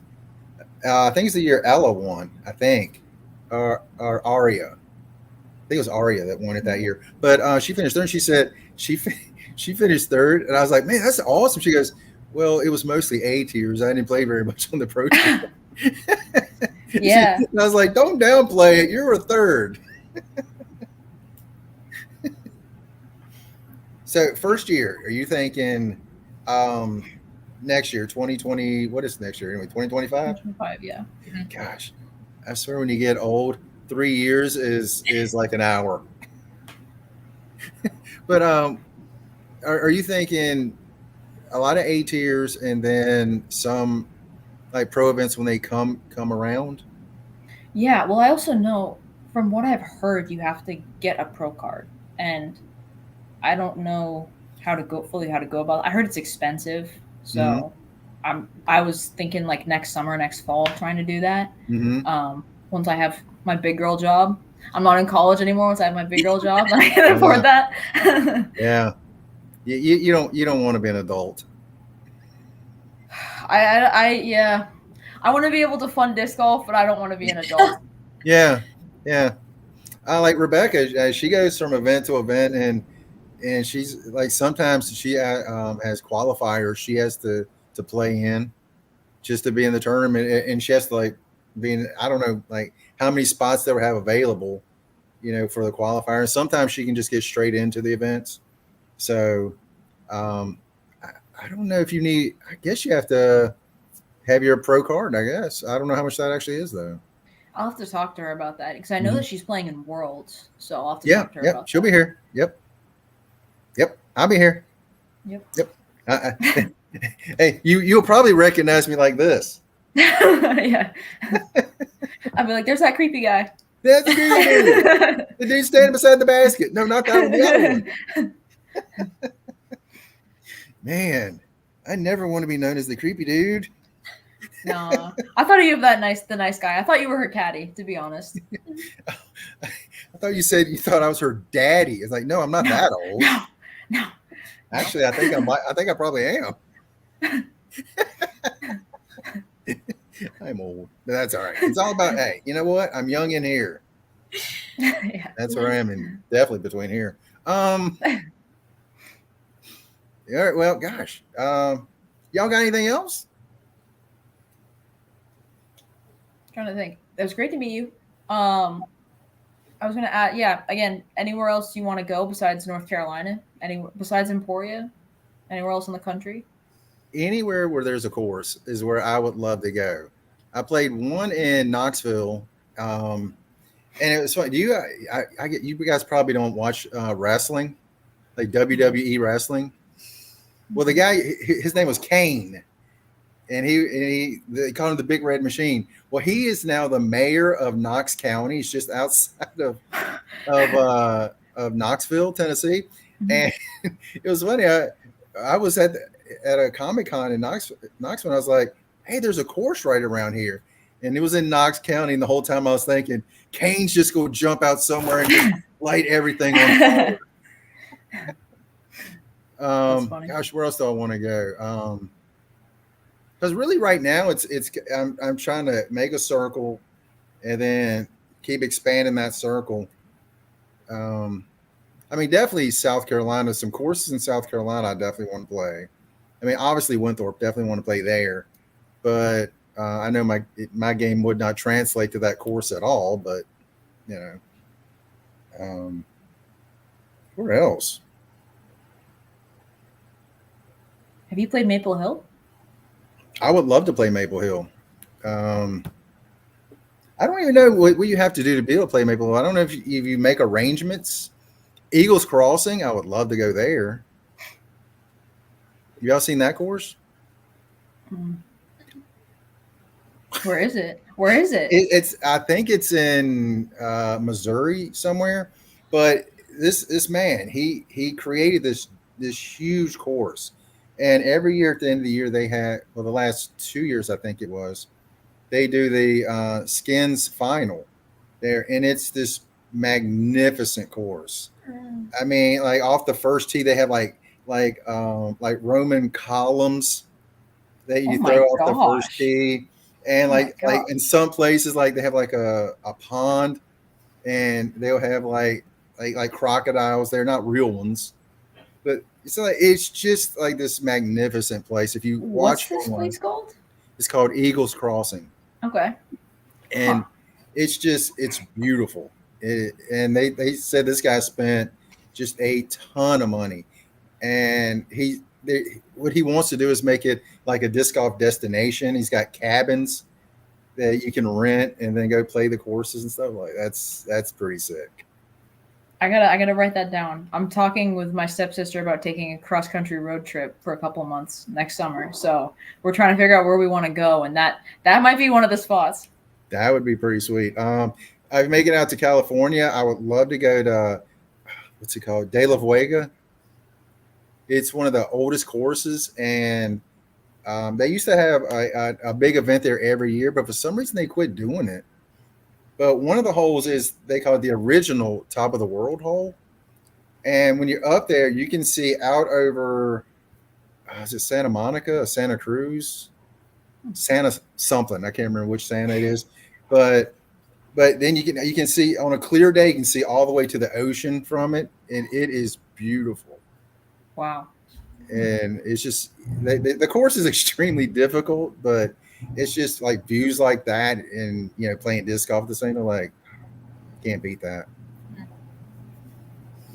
Well, I'll show you a message for some recommendations because you definitely know a lot more courses than I do. Well, I'm a dork, so there's that. Disc golf is a nerdy sport. That's also why I like it. It really is. It really is. Really. Hey, it gets us nerds out of the house, away from our comic books. Yep. And I got a bunch of them right here beside me. Literally. You were talking about different courses to go to. It reminded me, whenever we first got started with me and my family, we've got back up where I'm from originally. We have a pretty decent amount of space around the house just because it's way out away from everything. You know, it's a 15-minute drive to go get gas whenever. Oh, good day. Yeah, but that was one of the first things that my family did. Was my dad went out in the woods back in behind our house, and he made a makeshift disc golf course. But obviously, you know, we were just getting started. We weren't gonna pay the money to get a bunch of baskets to put around. So he put up like survey and flagging around the trees and made a little square about that big, and he painted a number on them, and then that would be, you'd have to hit in between the square instead of shooting your basket. So whenever he started getting back into it recently, and I went with him, I was looking in his bag and I pulled out one of the putters, and it was just bent all to pieces. No, I bet that's why, now that I'm thinking back on it. Man, you got a lot of hole-in-ones with that one. Right? It's funny, if you go back and watch my interview with Scott Stokely, yeah, he's been around forever and literally played the first disc golf course that was made back in the, I think it was the early 70s. But he said before that, a lot of places they would like have maybe like put like a hula hoop on a tree, and you had to throw it through the hoop, or you would have like 2 lines on a pole or on a tree, like you were saying, and that was the bat. That was, you had to hit that spot.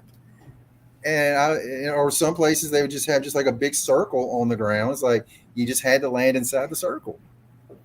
And that's the early origins of disc golf. And I always thought, well, why didn't they just have like a trash can? You just had to throw it into it, or just hit the side of the trash can. He didn't answer that one. Maybe I should have actually asked him. I don't know. All right, ladies, what else we got? Anything else?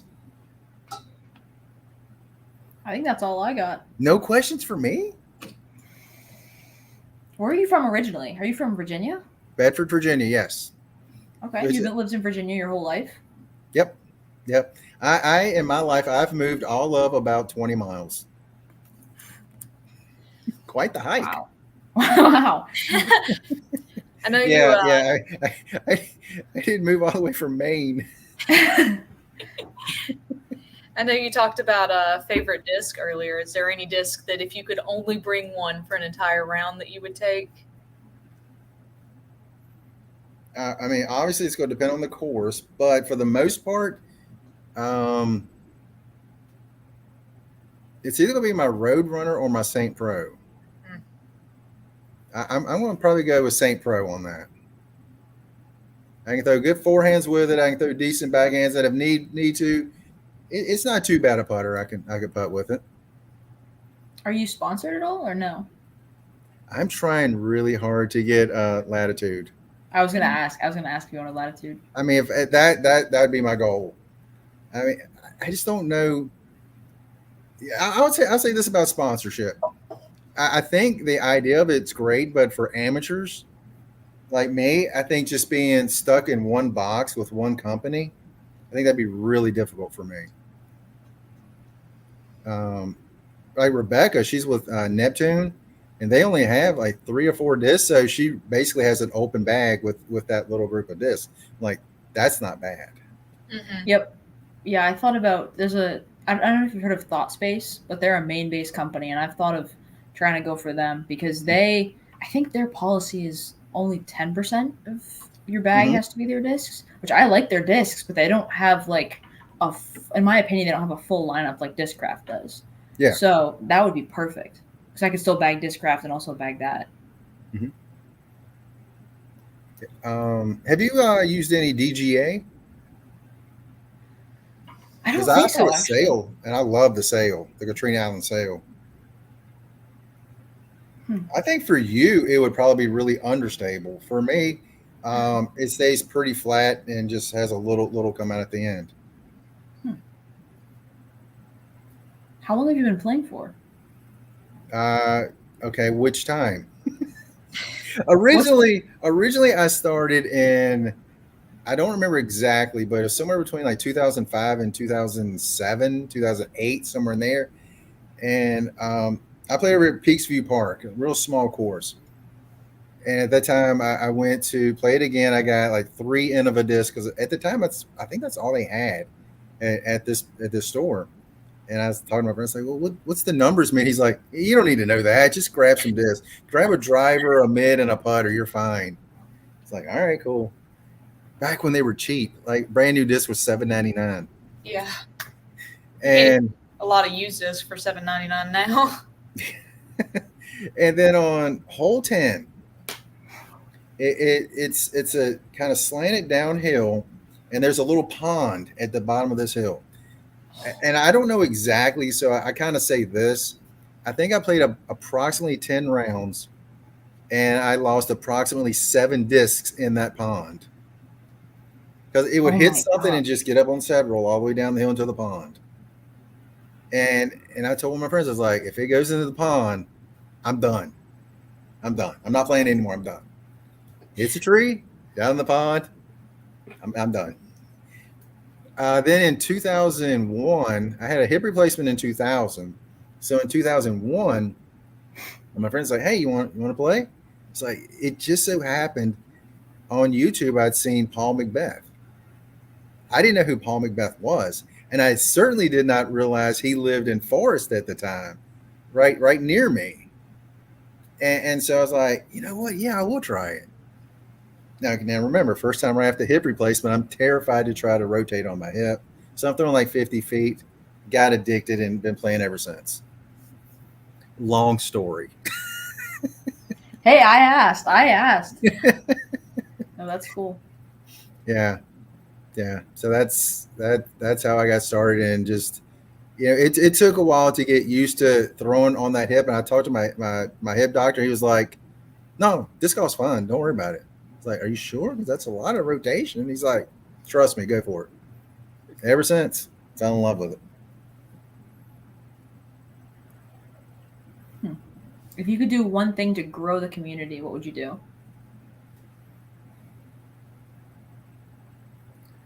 I think Paul McBeth is doing it. I mean, I think he's going to countries that have never seen it. Now, if you ask in America, I think he's doing that too. When he just put one in New York City.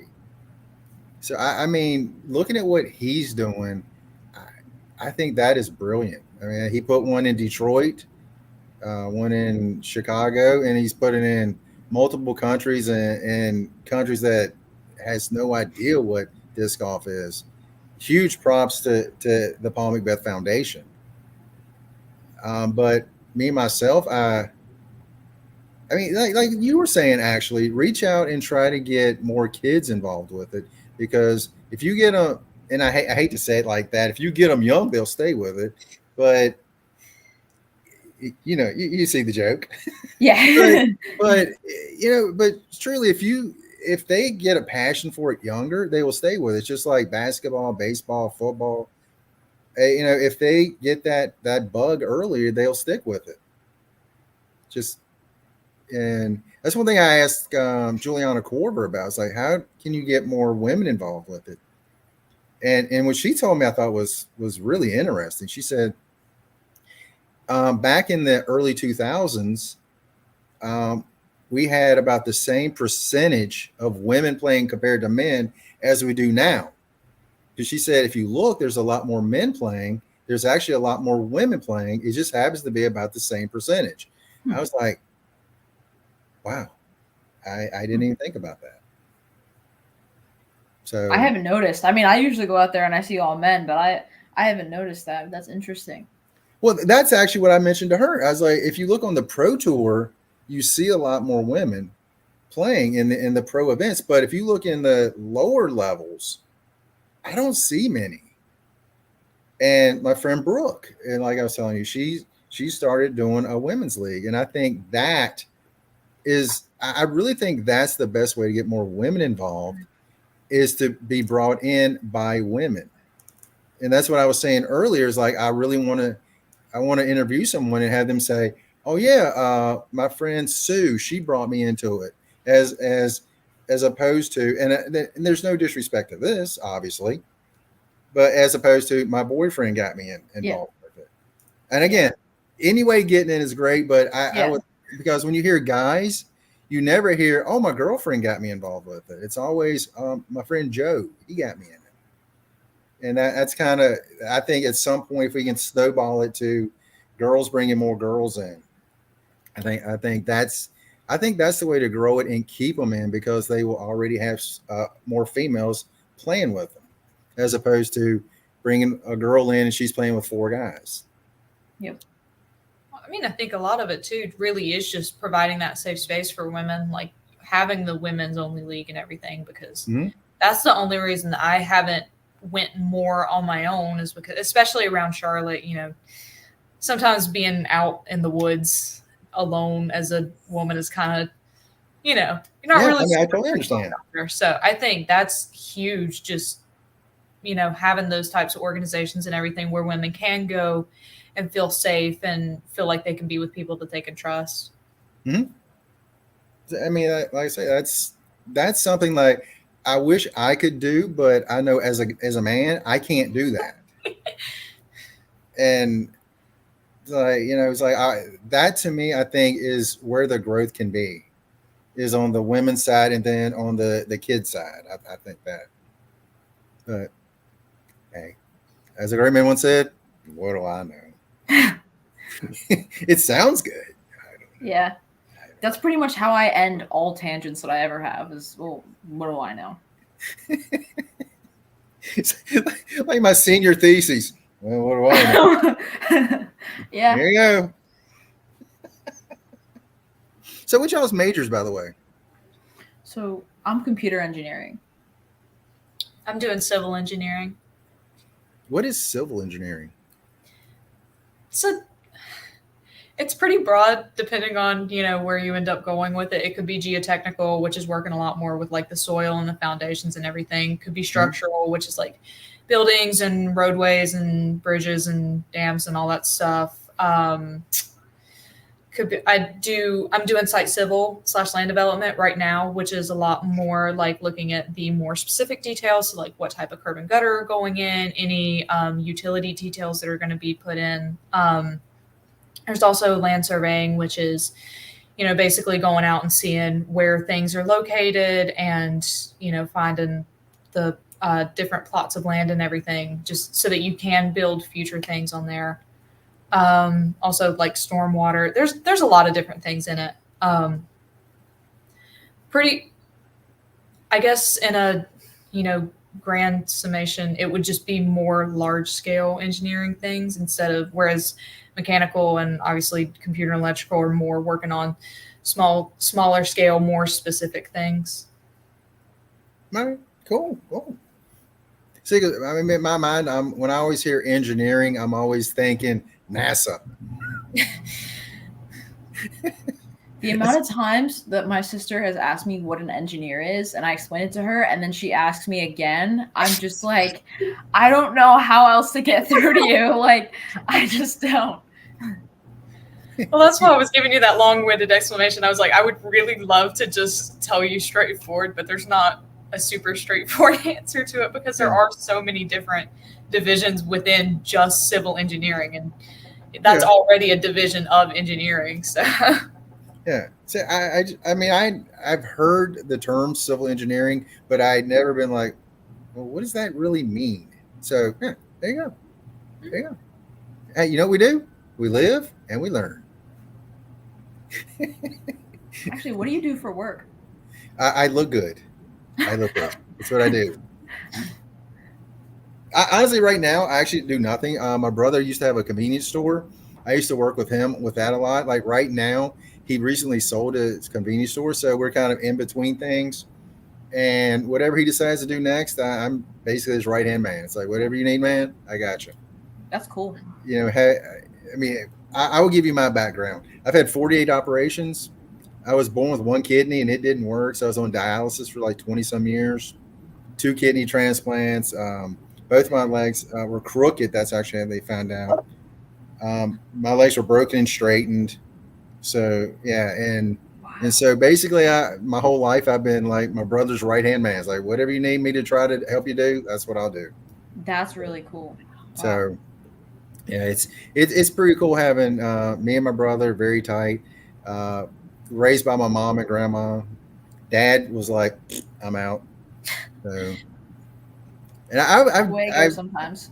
I've only half jokingly said this is like I could be at Walmart and he could be in front of me and I like would have no clue who he was. Huh. So I'm like, hey, mom and grandma for Yep. the dub. But yeah, I mean, like I say, whatever Dave needs, I help you out any way I can. That's cool. Hmm? And he's the one that you tried to get into disc golf? Tried, yes. Tried. Funny story. We were playing it. I was playing at Peaksview. I tried to get him to throw some. He wouldn't even throw. So finally, he just like I'll just be the caddy, and he he put the bag on, and like I would go to my disc after I threw it, and I'd be like, he'd just be kind of like looking around, like, hey, I need a disc. He's like, oh, I thought you were just going to use that one. That reminds me. I had my dad come and caddy for me at a tournament like a month ago. And I was like so excited. I'm like, yes, he's finally going to get to see me play and he'll be there for support. He was like, oh yeah, I can carry your bag and all this stuff. So he's carrying my bag and I like tee off. And then I go to get a disc and he's like wandering off and like looking at the trees. And I'm like, Dad, come here. Like, come here. I'm still playing. He's like, what? And I was like, yeah, I need that. And he did it for like another hole or two. And I was like, give me my bag back. Like, I will take my bag. But That's he was why there. He was there in spirit. So, yeah. That's why for the first little bit of the Charlotte amateur or whatever the tournament that we were all at together, she would not let me carry her bag. I was like, Lord, I can carry it for you. Like, let me know. I had trust issues. After that. I will say this, that I was actually watching the video today. There is one shot where you're on the side with the bag on. Daelyn is? Yes. Because obviously I was just shooting Rebecca, but you were kind of standing on the side right there. I saw you with the bag on. So there is evidence. Yep. Evidence. Yes. Oh, look, we have someone in the comment section. Y'all from University of North Carolina? Very close. Charlotte. University of North Carolina at Charlotte. Yes. The one that's not baby blue. We don't really, I guess the only really like league that we do is just the Down for Disc Golf, the shop team. They do a tags thing where they have, you can get a little bag tag and it has a number on it. And then you can go turn it in and do these little, I guess just like mini tournament rounds, serious enough to where you're not, taking multiple mulligans, but, still pretty casual. And then at the end of it, they do ranking and they'll give you back. You're trying to get the number one tag. And there's probably, like 90 something in there at this point. It's gotten pretty big. Yeah. And then the school definitely does have an ultimate frisbee team. They did pretty good this year. I can't remember I don't think that they quite got to nationals, but they got very close. So we definitely do have some people that do both. Not a ton of people, but there's a little bit of crossover. I think three of them. I guess Peter, Tim, Brooks are the only ones that I can think of. I don't know that any of the other ones on the team do both. But I think supposedly, I don't know. From what I've heard, there's been it's a slightly, I guess, because the ultimate disc is so understable. Yep. They have to really change up. Like I know one of them that's on the disc golf team as well does a lot of the pull-offs where they're starting a point and they have to get it all the way across the field. And like looking back at pictures of him doing it, he is completely 180 turned over like that, and like, Yep. you know, so much hyzer on the disc, and it's still, I've watched him throw it, and it will still come out flat every single time. So I think there's apparently it's a little bit difficult to kind of go back and forth between. It's like a slightly different, you know, grip that you have to have on the disc. So there's not a ton of crossover, but there's a little bit. Yeah. So I'm looking in the pros. There's a ton of pros that have come from Ultimate. Mm-hmm. Like Brody, Ella Hansen. Gosh, wow. I literally can only think of two, but I know there's a few more. And a bunch of that's coming up. I've even just in tournaments, I've met so many people that have gotten into it from Ultimate. It's insane. If you go back to early Foundation or Paul Macbeth videos, when he had Brody on and he was kind of teaching Brody, and you could see, especially Brody's forehand, he had a horrible time trying to learn the forehand for disc golf. He said it's like I have to almost aim down, because if I aim like I do for Ultimate, it just goes straight up. I was like, oh, that's interesting. I would not have thought that. Do you got? I'm sorry. There's also a certain amount of like float that they have to have on the disc whenever they're doing it for Ultimate, because they have to give the people that they're throwing it to time to get there, especially whenever they're throwing long shots. So they're purposefully putting it a little bit nose up, I guess, to give it time in the air before it comes completely crashing down. So I'm sure that's a really difficult transition to figure that out. Christopher also says Emerson Keith and Nate Sexton. Okay. Emerson's awesome. Cool. Do y'all have athletic backgrounds? Yeah.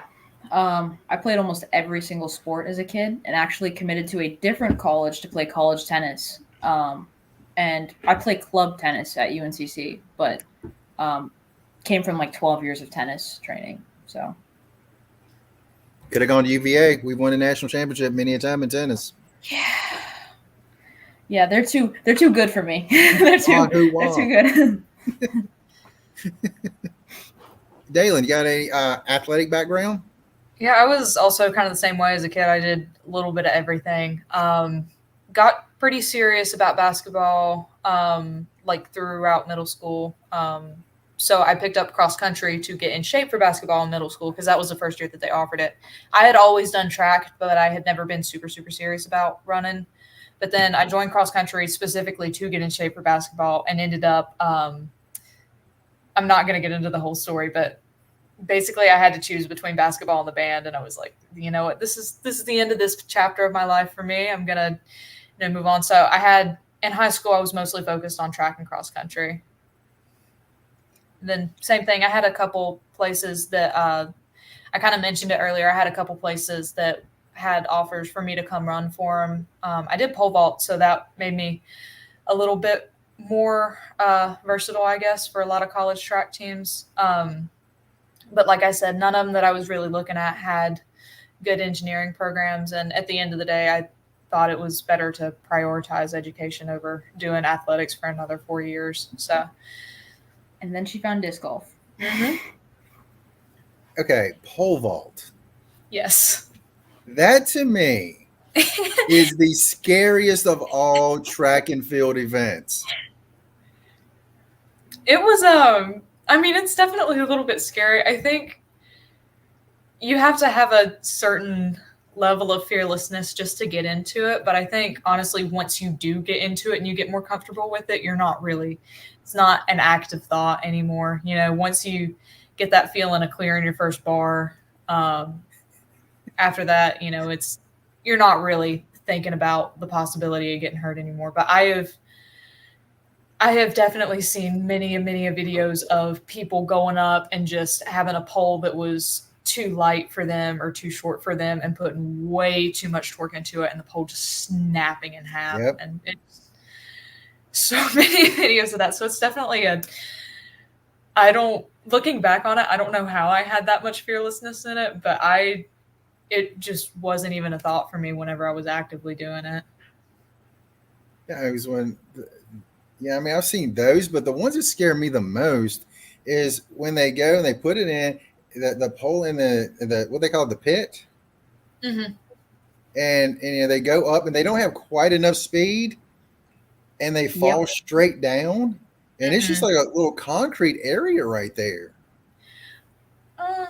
It's a lot of times you're running up on a material that's kind of the like it has kind of that squishy type of Hmm. material like you would on a regular running track so that you can get your Okay. spikes in and everything. Um, there's a little bit of a the pads have a the mats that you would land on have a little bit of a overhang so that Hmm. if you get up, obviously they don't come all the way back, so Right. there's definitely still people that come back, but typically you're going to either land on the mat, hopefully, or it'll be the track or the grass, so you're not the actual like metal and concrete box isn't that large that you stick the pole into. It's you're not going to come back down and hit it most of the time.